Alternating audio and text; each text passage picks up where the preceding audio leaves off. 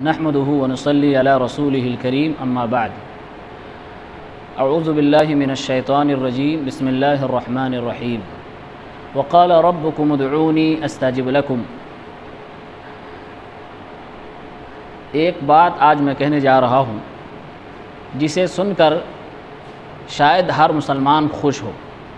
وہ بات یہ ہے کہ ہم اور آپ کی خوش نصیبی ہے کہ ہم اس دین کے ماننے والے ہیں جس دین میں اپنے رب سے ڈائریکٹ بات کرنے کا آپشن موجود ہے، ذریعہ موجود ہے، جسے ہم اور آپ دعا کہتے ہیں۔ دعا یہ اللہ رب العالمین کی طرف سے ایک بہت بڑی نعمت ہے کہ اللہ تعالیٰ نے ہم اور آپ کو دعا کی توفیق دی۔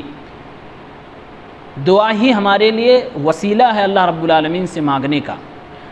دنیا کے دیگر مذاہب میں اگر آپ دیکھیں گے ان کے یہاں اپنے معبودوں سے جڑنے کا ڈائریکٹ کوئی ذریعہ نہیں ہے، اور مسلمانوں میں بھی بہت سارے لوگ اسی نہج و طریقے پہ چل پڑے۔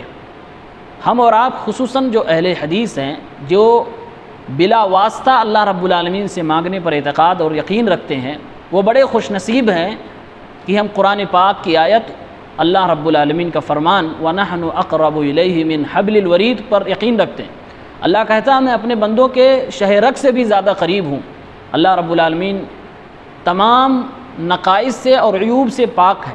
اللہ تعالیٰ ہر ایک کی آواز صدا کو سنتا ہے، ہر ایک کی دلوں کے بھید کو جانتا ہے۔ ہم اور آپ جب اللہ رب العالمین کو پکارتے ہیں تو اللہ خوش ہوتا ہے، جب اللہ سے نہیں مانگتے ہیں تو اللہ ناراض ہوتا ہے۔ کتنا پیارا ہے ہمارا رب، نہ مانگنے پر ناراض ہو رہا ہے۔ ایک بار اللہ کے رسول صلی اللہ علیہ وسلم نے فرمایا الدعاء هو العبادہ، دعا ہی عبادت ہے۔ عبادت کا نچوڑ دیکھا جائے تو دعا ہے۔ نماز ہماری دیکھیے شروع سے آخر تک اللہ کی تعریف، حمد و ثنا، اللہ کا ذکر، اس کے بعد اپنے لیے اللہ سے دعا مانگ رہے ہوتے ہیں۔ تو اللہ کے نبی نے فرمایا الدعاء هو العبادہ، دعا ہی عبادت ہے۔ اور آپ صلی اللہ علیہ وسلم نے یہ کہنے کے بعد ایک آیت ارشاد فرمائی، یعنی اپنی بات کو اللہ کے کلام سے مزین فرمایا اور کہا کہ اللہ تعالیٰ نے کہا ہے وقال ربکم ادعونی استجب لکم، اے میرے بندو تمہارا رب تم سے کہتا ہے مجھے پکارو، مجھ سے مانگو، میں تمہاری دعا قبول کروں گا، میں تمہیں عطا کروں گا۔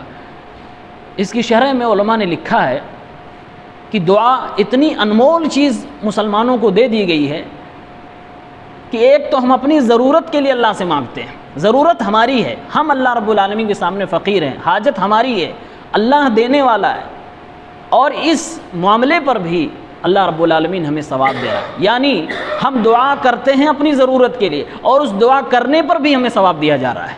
اس سے پیارا دین نہیں ہو سکتا ہے کہ آپ کی اپنی ضرورت کی جو چیز ہے جو آپ کر رہے ہیں اپنی ضرورت کے لیے، اس پہ بھی اللہ رب العالمین ثواب رکھے ہوئے ہے، ہمیں اللہ اس میں نیکیاں عطا فرما رہا ہے۔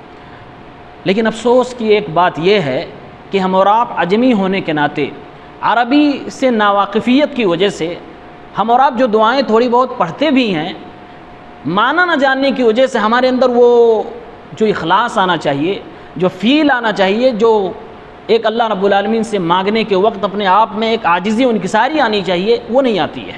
ہمیں پتہ ہی نہیں ہوتا میں مانگ کیا رہا ہوں، میں کہہ کیا رہا ہوں۔ اس لیے روزمرہ کی دعائیں، نماز کی دعائیں، وضو اور دیگر جو دعائیں استعمال ہوتی ہیں ان کے معانی کو بھی جاننا ضروری ہے۔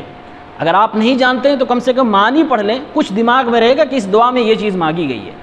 آئیے اسی سلسلے کو آگے بڑھاتے ہوئے میں آج دعا وضو کے بعد جو پڑھی جاتی ہے اس کا مطلب بتلاتا ہوں۔ اس کے لیے سنن ترمذی کتاب الطہارہ باب ما یقال بعد الوضو حدیث نمبر 55 ہے۔ یہ حدیث علامہ البانی رحمہ اللہ کی تحقیق کے مطابق صحیح ہے۔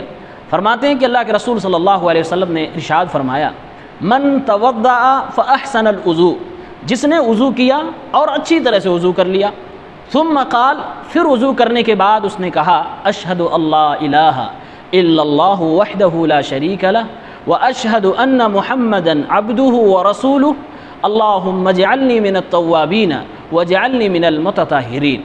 جس نے یہ دعا پڑھ لی فتحت لہ ثمانیۃ ابواب الجنہ یدخل من ایہا شاء، وضو کرنے کے بعد جس نے یہ دعا پڑھی اس کے لیے جنت کے 8 دروازے کھول دیے گئے، وہ جس دروازے سے چاہے جنت میں داخل ہو سکتا ہے۔ یہ اس دعا کی فضیلت ہے۔ اب اس دعا میں کیا مانگا گیا ہے؟ اللہ کے نبی صلی اللہ علیہ وسلم فرماتے ہیں وہ کہے میں گواہی دیتا ہوں کہ اللہ رب العالمین ہی معبود برحق ہے، اس کی عبادت میں، اس کے ذات میں، اس کی صفات میں کوئی ساجی و شریک نہیں ہے۔ میں گواہی دیتا ہوں کہ محمد صلی اللہ علیہ وسلم اس کے بندے اور رسول ہیں۔ اے اللہ رب العالمین، تو مجھے توبہ کرنے والوں میں اور صفائی اور پاکی اختیار کرنے والوں میں شامل کر لے۔ یہ دعا کا مطلب ہے۔ جب ہم اور آپ وضو کرتے ہیں، وضو کے بعد جو دعا مانگتے ہیں، اللہ کی تعریف، شہادتین، اس کے بعد اپنے لیے دعا مانگتے ہیں۔ دعا کیا مانگ رہے ہیں؟ اے اللہ، توبہ کرنے والوں میں مجھے شامل کر دے اور مجھے پاکی اور صفائی ستھرائی کا اہتمام کرنے والوں میں شامل کر دے۔ اس کی شرح میں علامہ عبد الرحمن مبارک پوری نے لکھا ہے کہ قرآن میں سورہ بقرہ میں اللہ رب العالمین نے کہا ہے ان اللہ یحب التوابین و یحب المتطہرین۔ اللہ رب العالمین توبہ کرنے والوں کو پسند کرتا ہے، زیادہ بار بار توبہ کرنے والوں کو پسند کرتا ہے، اور بہترین انداز میں اہتمام کے ساتھ صفائی اختیار کرنے والوں کو بھی پسند کرتا ہے۔